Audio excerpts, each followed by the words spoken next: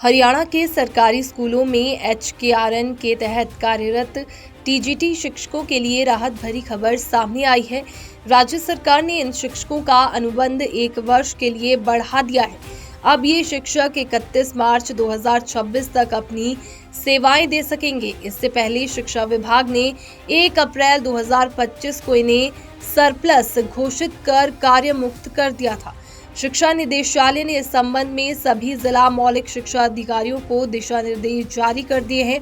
जारी आदेश के अनुसार जिन TGT शिक्षकों को सरप्लस होने के कारण कार्य मुक्त किया गया था, उनके अनुबंध को 1 साल यानी 31 मार्च 2026 तक बढ़ाया गया है। ये शिक्षक फिर से उन्हीं स्कूलों में पढ़ाएंगे जहां वे पहले से तैनात थे। इसके अलावा प्रदेश में सरप्लस घोषित कर हटाए गए 252 PGT शिक्षकों के अनुबंध को भी 1 साल के लिए बढ़ाने पर विचार किया जा रहा है।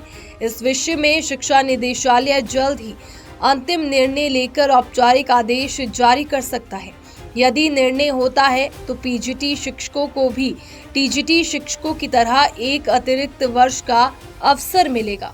हरियाणा के सरकारी स्कूलों में HKRN के तहत कार्यरत TGT शिक्षकों के लिए राहत भरी खबर सामने आई है। राज्य सरकार ने इन शिक्षकों का अनुबंध 1 वर्ष के लिए बढ़ा दिया है। अब ये शिक्षक 31 मार्च 2026 तक अपनी सेवाएं दे सकेंगे। इससे पहले शिक्षा विभाग ने 1 अप्रैल 2025 को इन्हें सरप्लस घोषित कर कार्य मुक्त कर दिया था।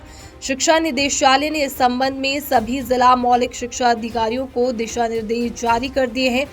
जारी आदेश के अनुसार जिन TGT शिक्षकों को सरप्लस होने के कारण कार्य मुक्त किया गया था, उनके अनुबंध को 1 साल यानी 31 मार्च 2026 तक बढ़ाया गया है। ये शिक्षक फिर से उन्हीं स्कूलों में पढ़ाएंगे जहां वे पहले से तैनात थे। इसके अलावा प्रदेश में सरप्लस घोषित कर हटाए गए 252 PGT शिक्षकों के अनुबंध को भी 1 साल के लिए बढ़ाने पर विचार किया जा रहा है।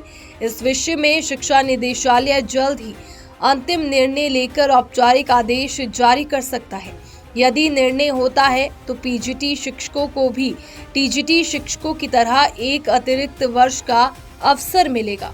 हरियाणा के सरकारी स्कूलों में HKRN के तहत कार्यरत TGT शिक्षकों के लिए राहत भरी खबर सामने आई है। राज्य सरकार ने इन शिक्षकों का अनुबंध 1 वर्ष के लिए बढ़ा दिया है।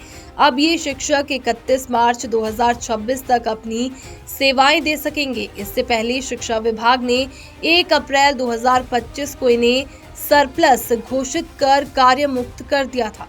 शिक्षा निदेशालय ने इस संबंध में सभी जिला मौलिक शिक्षा अधिकारियों को दिशा निर्देश जारी कर दिए हैं।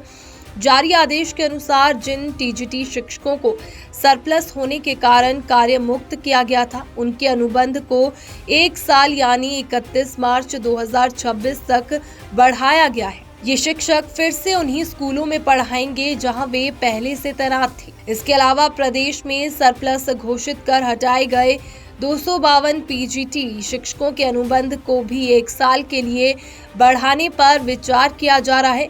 इस विषय में शिक्षा निदेशालय जल्द ही अंतिम निर्णय लेकर औपचारिक आदेश जारी कर सकता है।